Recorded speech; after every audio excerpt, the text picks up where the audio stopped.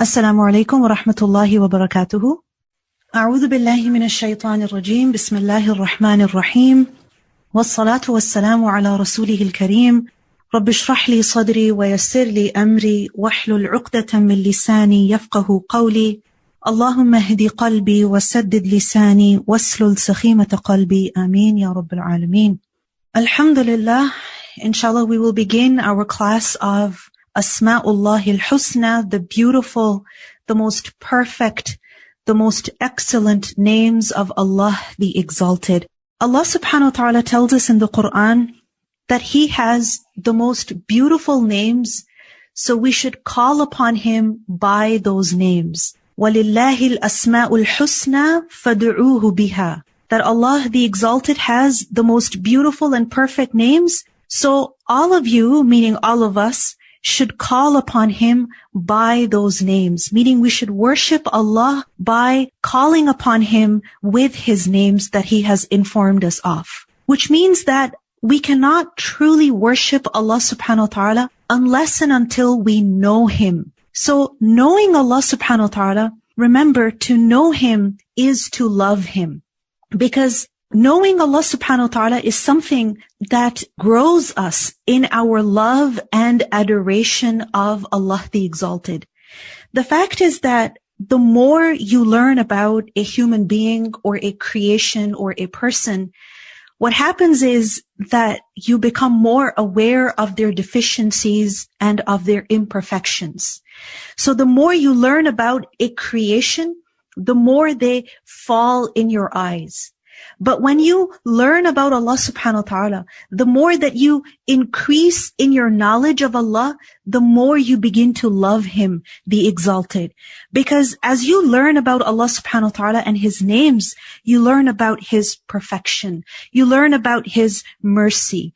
And you learn about His greatness and His beauty.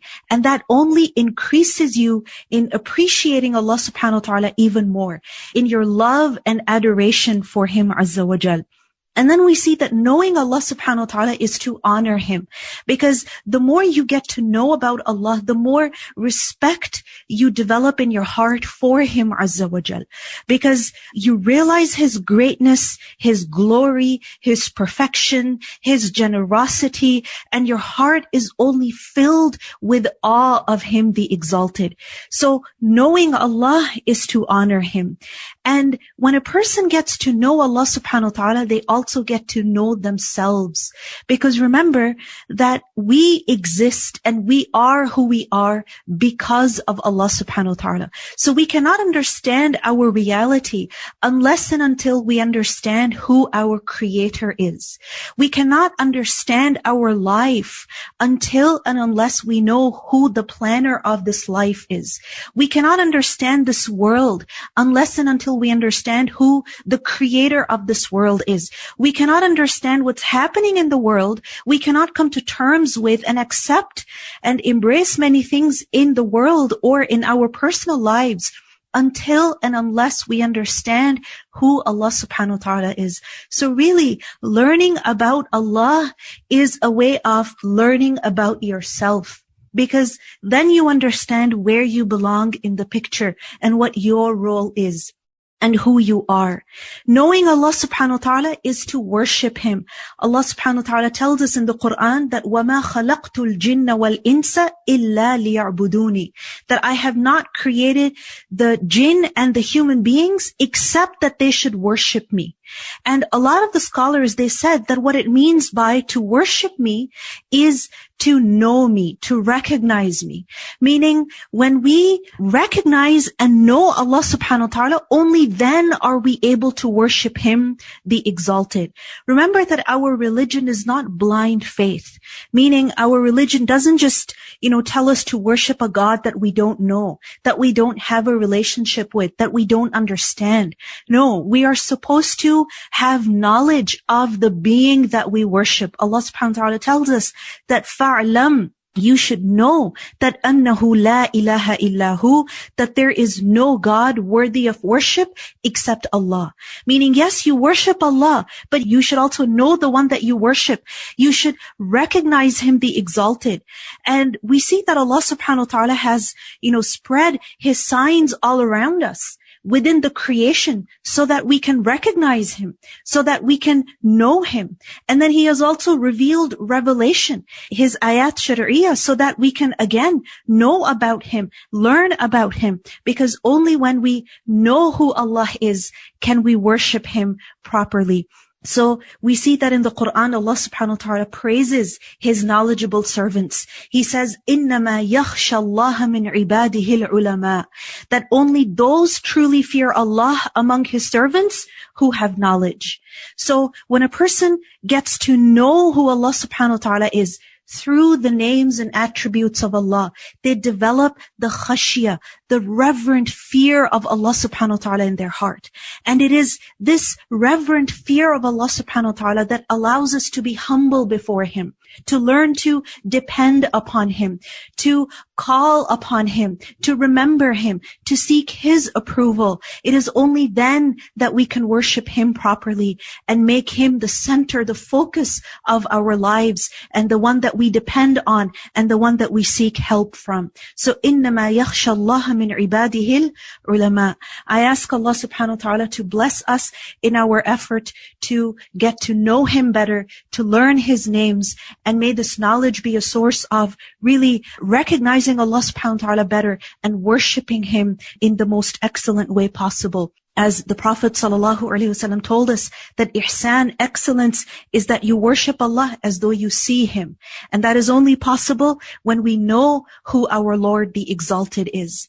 Now, when it comes to the names of Allah subhanahu wa ta'ala, the Prophet ﷺ said that indeed Allah has 99 names, 100 less one.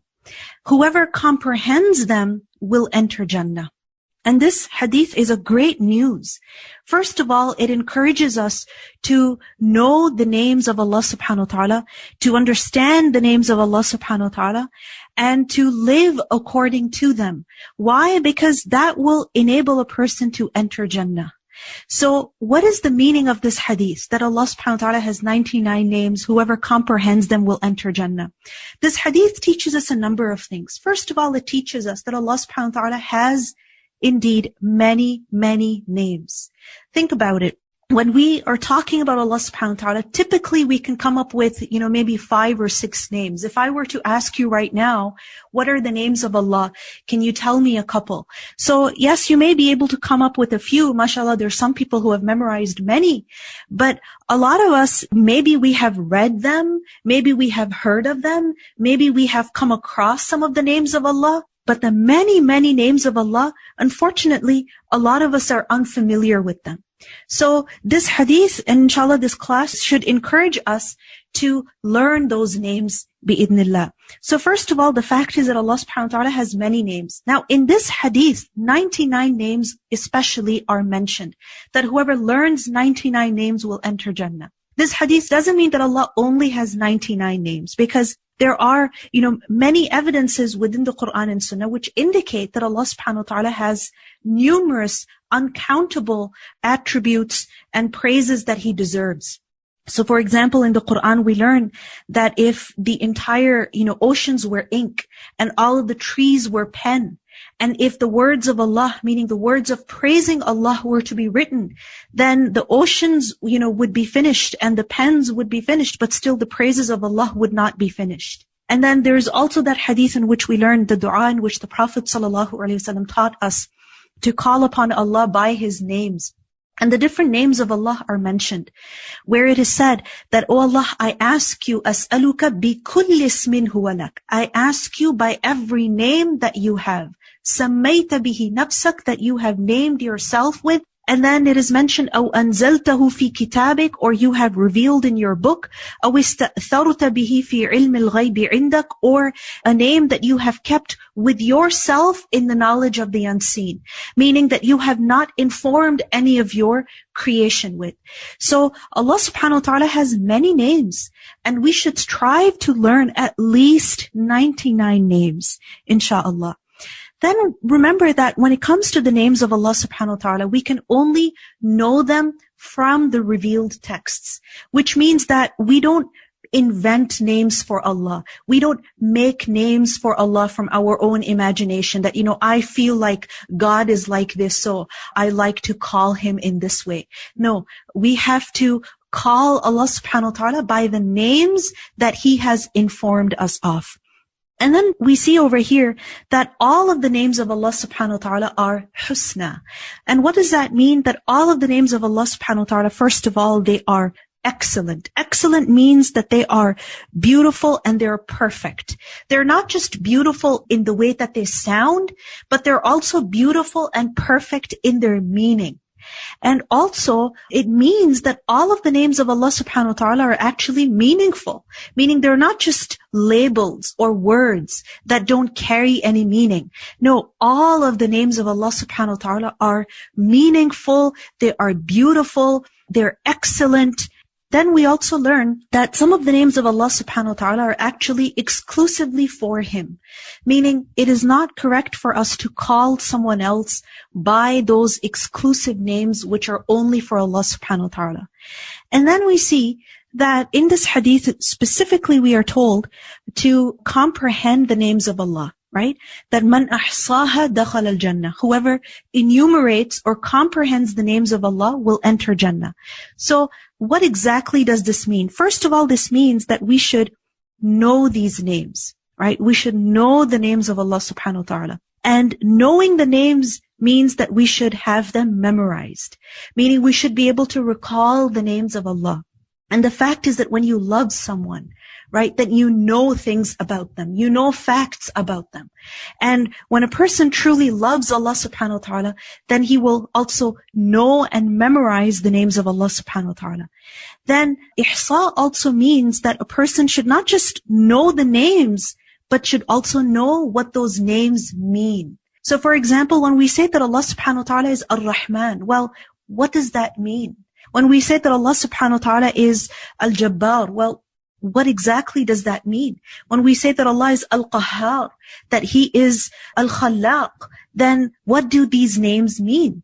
So comprehending the names means that we should know them and that we should also know their meaning. And then it doesn't just stop there, that we just have this knowledge and information. If somebody were to ask us what are the names of Allah, we would be able to sing a beautiful song, listing all of the names.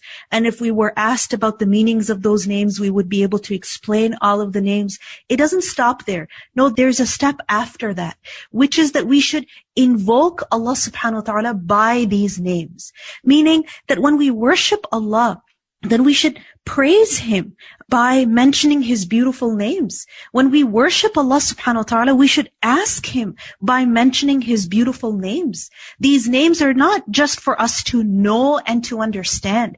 These names are for us to be able to build a relationship with Allah subhanahu wa ta'ala. And that relationship, is going to be affected by our awareness of who Allah subhanahu wa ta'ala is. So invoke Allah subhanahu wa ta'ala by these names. And then finally, comprehending the names also means that we should remember these names and we should do what they necessitate.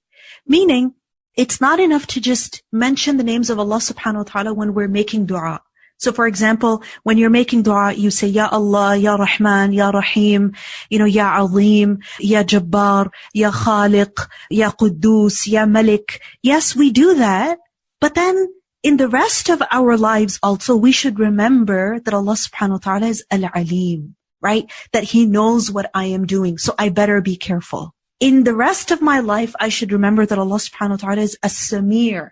He is listening to what I'm saying, so I should be careful about what I'm saying, right? That Allah subhanahu wa ta'ala is al-Basir. He is seeing, He is watching what I am doing, so I should better be careful, right? So knowing the names of Allah subhanahu wa ta'ala, comprehending the names of Allah subhanahu wa ta'ala means that I should remember the names of Allah in my life. And my life should be accordingly. My behavior, my speech, my actions, my dealings with people, my worship should reflect that I am a person who knows Allah. You see, there's a huge difference between people who know Allah and people who don't know Allah. In the Quran, Allah subhanahu wa ta'ala asks us that هَلْ يَسْتَوِي الَّذِينَ يَعْلَمُونَ وَالَّذِينَ لَا يَعْلَمُونَ. That are the two the same? Which two? The people who know, who have knowledge, and the people who do not have knowledge? Meaning, are they equal? Are they the same? No, they're not the same. Why? Because the one who has knowledge, then, their actions will be different. Their behavior will be different. Their life will reflect that. And the person who does not know, is not aware, then again, their life is going to reflect that ignorance. So knowing Allah subhanahu wa ta'ala's names means that our lives should reflect that awareness. Our behavior should, our words, our interactions should reflect that awareness. And then of course, part of this is that when we know that Allah subhanahu wa ta'ala, for example, He is forgiving, then we should also be forgiving. When we know that Allah subhanahu wa ta'ala is merciful, then we should also show mercy. When we know that Allah subhanahu wa ta'ala is, tolerant and forbearing, then it means that we should also be tolerant and forbearing towards the creation of Allah the Exalted. So, man ahsaha dakhala al-jannah, whoever enumerates the names of Allah, meaning whoever comprehends them will enter Jannah. May Allah subhanahu wa ta'ala give us all the tawfiq to do that. So I would encourage you that inshallah with every class, try to memorize the names, try to remember them, not just in order to take your notes and, afterwards maybe to prepare for a test. I don't know if you're going to have a test or not, but the point is that this knowledge should be for your own personal, growth, for your own personal relationship with Allah subhanahu wa ta'ala, insha'Allah. So with this, let us begin with the first name, which is in your book, and that is the name of Allah subhanahu wa ta'ala, Allah. And Allah, remember, this is Allah subhanahu wa ta'ala's personal name. And this is a name by which Allah subhanahu wa ta'ala refers to Himself in the Quran over and over and over again. And this is a name that I think everybody is familiar with, that God is Allah, or Allah is God. Allah subhanahu wa ta'ala tells us in the Quran, Allahu la ilaha illahu, Allah, there is no deity except Him. Meaning Allah is the one who is the only ilah, the only God. So there is no one worthy of worship except who? Except Allah subhanahu wa ta'ala. So when it comes to the name of Allah, remember this is al-ismul jalala, meaning the grand name of Allah. It is the primary and the personal name of God. Meaning as Muslims, when we're referring to God, we use the name Allah. And it is a personal name of Allah, meaning it is a name that is exclusively for Him. So no one else can be Allah. Only Allah is Allah. This is a name that is unique to Him, the Exalted. And what does the name Allah mean? It is said that Allah literally is al-ilah, meaning the God, meaning the only being who is actually God. And that means that Allah is the only being who truly possesses the qualities of divinity and lordship. Meaning He is the only divine being. He is the only God. He is the only Lord. So this means that Allah subhanahu wa ta'ala is the only one who is worthy of worship. So when you're thinking about the being that is worthy of worship, who is that? That is Allah. So Allah is the proper name of the only being that is worthy of worship. It is also said that the word Allah, it means to worship. right? Or to show dedication to. And Allah also the one who is the highest of the high. And ilah is the one in whom, the hearts find rest and sanctuary in. Meaning the one in whom, people find comfort in. So the entire creation seeks him, depends on him, and turns to him. The hearts and the souls long for him, and all show dedication to him. So this is the meaning of the word Allah, that it is the proper name of the only being that is worthy of worship. Allah is the only being whom the hearts and souls long for, whom they are astonished and amazed by, and whom all show dedication to. Whether it is a creature that is living in the water, or it is a creature that is living on earth, as human beings, animals, birds, angels, jinn, meaning the entire creation shows dedication to Allah subhanahu wa ta'ala. And yes, there are amongst the creation, for example, amongst human beings and the jinn, who refuse to worship Allah. But even among them, it's amazing how there comes a point when they do recognize and accept that Allah is the only one that they need. What happened to Fir'aun? Think about it. Fir'aun, his entire life, he rejected Allah subhanahu wa ta'ala. So much so that he claimed to be God, right? And then what happened when he was about to drown? He said, I believe in the God of Musa, right? I believe in the God of Bani Israel. I believe in the same one. So the fact is that we are programmed to recognize Allah subhanahu wa ta'ala. This is, the fitrah that Allah subhanahu wa ta'ala has created us upon. Fitrat Allahi allati fatara an-nasa alayha. That this is the nature that Allah subhanahu wa ta'ala has created the people upon. That we have that innate realization that there is a greater being. We have that innate realization that we need to depend on a higher being, that we seek him. So that being is who? That being is Allah and only Allah. Now also remember that the name Allah is the most powerful name, meaning it's the most powerful name of Allah the Exalted. We learn in the Quran, تَبَارَكَ اسْمُ رَبِّكَ, that the name of your Lord is blessed. It is full of barakah. It is full of blessing. And what is the barakah, the blessing of the name of Allah? You say Bismillah, right? You say Bismillah, I begin in the name of Allah. I take the name of Allah. And what happens? When you take that name, when slaughtering an animal, that animal is halal for you to eat. Right? And if the name of Allah is not mentioned at that time, then the meat of that animal is not halal for consumption. Look at the difference. And then we see taking the name of Allah becomes a barrier between you and shaitan. Right? This is a shield between you and what you fear, your hidden enemy. So for example, in hadith, we learned that when a person takes the name of Allah, then the shaitan cannot see him. This is why we're told that when we're using the bathroom or when we're changing our clothes, then we should say Bismillah before undressing. Because Bismillah becomes a shield between you and shaitan, right? When you enter your house and you're closing your door, then at that time also say Bismillah, because then shaitan cannot enter your house. When you're eating your food, when you're drinking something, again say Bismillah, because then shaitan cannot have any share of that food and drink. So Bismillah is not just a source of blessing, it is also a means of protection. It is also a means of safety. So it is the most powerful name of Allah. And remember the meaning of the name Allah. It is the name of the being who is God, right?